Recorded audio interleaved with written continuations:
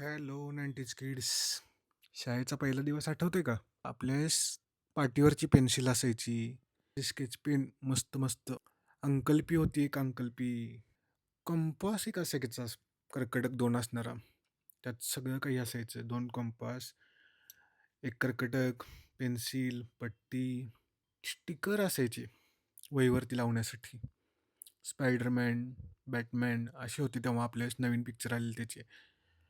पाटी असायची तर त्यावेळेस बोळा असायचा पाटी पुसायला आपल्याला तेव्हा. ओला करून न्यायचा डब्यातनं त्या आणि बोळ्यानं पाटी पुसायची. नुकतीच शाळा चालू झाली की नाही, कलरफुल छत्री असायची लाल, पिवळी, निळी, हिरवी. काय मस्त दिवस होते ते.